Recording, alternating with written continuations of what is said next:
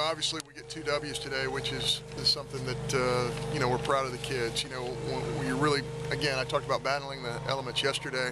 It was a lot better conditions today, but now you're battling 18 innings, and that's where conditioning and really being locked in for a long period of time is good.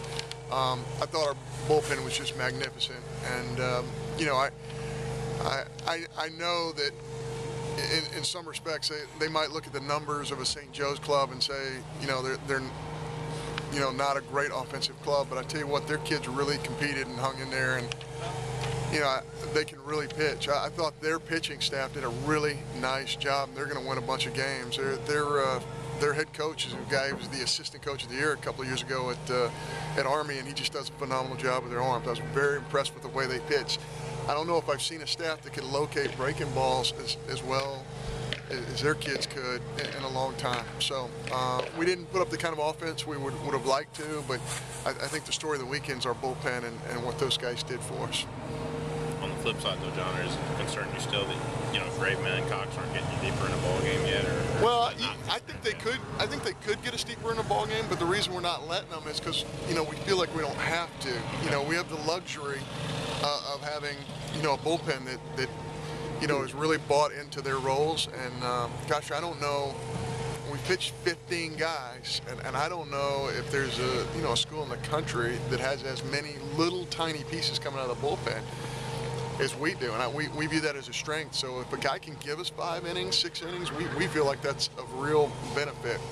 If he's really, really rolling good, I think what a lot of folks make the mistake of, as I look across the country and see different scores, and I see guys throwing 110 pitches in their second start or their third start, I mean, sooner or later an arm might wear down after having to do that week after week. And we feel like we're protecting our starters by not, having to send them as deep into a game because of our bullpen. Alex, this weekend, he just keeps putting up some really good numbers at the plate, doing some things for you. He's a very good hitter. He's done a nice job with the zone. He's done a nice job with 2 strikes. He's done a very nice job defending at first base. So, he's really only been playing first base, for 2 months. And, so it's a real plus to see a guy like him compete the way he has. When rest does get back, does he create kind of a fun problem to have? How to keep him out in the order or even in the field? Well, I can see both those guys playing. I could, Alex has been playing third base for us a lot. And he is, if we can get West back, that's something that we will do.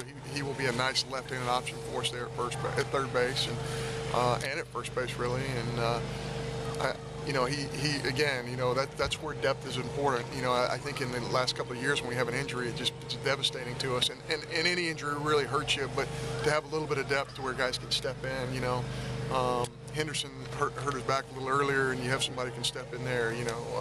Obviously Hunter hurt his hand, and we had some folks who could step in there. So it really felt bad for Robbie today, because I felt like he swung the bat as well as anybody. I thought he hit about 6 balls right on the button and just didn't get a lot of credit for it. But, when you really analyze and watch the film, it won't be as bad as I think it is offensively. But, I think when it warms up, I think our bats will warm up also. How is Wes at this point? Because he played Friday and had 2 hits and looked like okay. When you watch him swing the bat, everything's good. He has this leg thing. He just kind of immobile with the lower half right now. And I wouldn't be surprised if we just use him kind of as a DH and maybe a pinch hitter guy, because he's really swinging the bat well. But yeah, we got to get that thing healthy. We thought we had really kind of crossed, into an area where he was feeling healthy, and now it's just not where he wants it to be. So we got to, hopefully the warmer weather again will help with that also. Can you talk, John, about Myles Gentry? You talk about the bullpen, but he pitches both games today. And did you know what you had when you brought him to campus, or is this kind of like a pleasant surprise? No, this is Butch Thompson at his best, because this is a guy with a high arm slot when he gets here,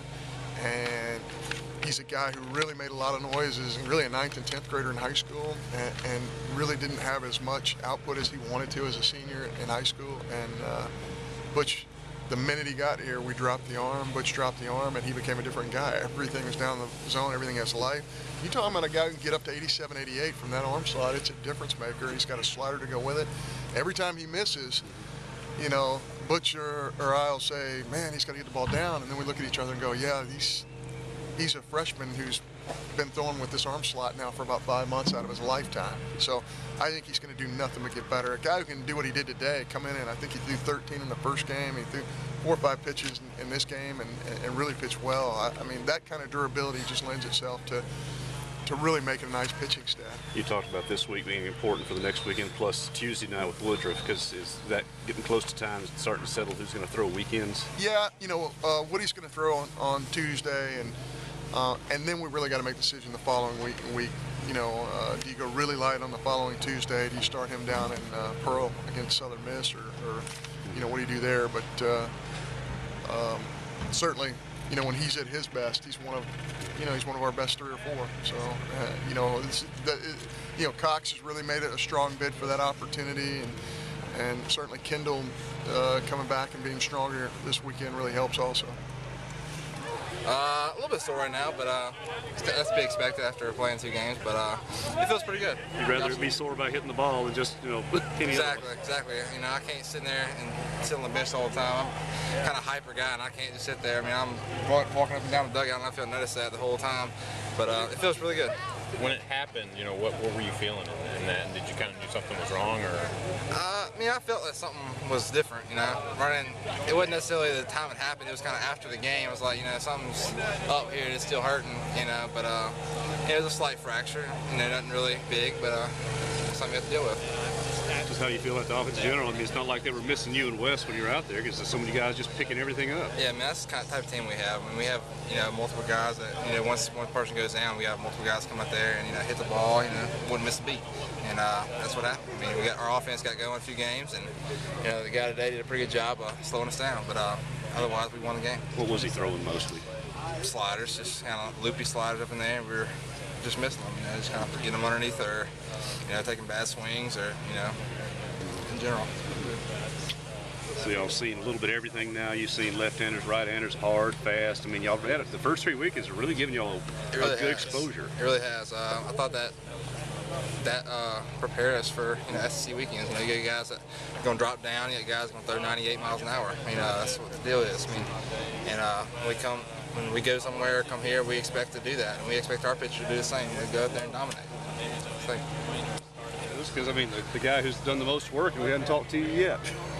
Yeah, I mean, people like... Just talk about getting out there. Hey, it's awesome. Just getting out there. My job is to go out here and get ground balls, and give all the credit to my defense for making it happen on double plays, and give it to them. Coming out of the fall and early spring, did you think you'd get this much work this early in your career, or did you have a feeling you could get in that rotation? You know, I had a feeling I can get in there, and if I keeping the ball down, getting ground balls, that's all it is. What's primarily working for you?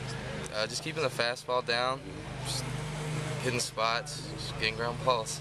Just talk about, I mean, because you're able to come in behind left-handers, right-handers. I mean, they're doing a really good job setting you up. Yeah, they are. They're putting me in a situation where they need ground balls, so try to execute and let my defense work behind me. This St. Joseph team, I mean, they beat them. They had some guys that could put contact on the ball, so it wasn't like y'all could just take it for granted. You had to really pitch your game. Yeah, you had to pitch, hit your spots, because you don't make the pitch, they're going to get hit, so just execute. Just talk about the state of the staff now. We've seen all the guys that are going to work this year. Now we have a pretty good idea of who's doing what. I mean, now it's time for everybody to settle your roles for SEC season just about. Yeah, I think everybody has a good idea what they're going to be doing. They know when they're going to come in, what kind of situation. So we're on a roll right now. Just got to keep it going.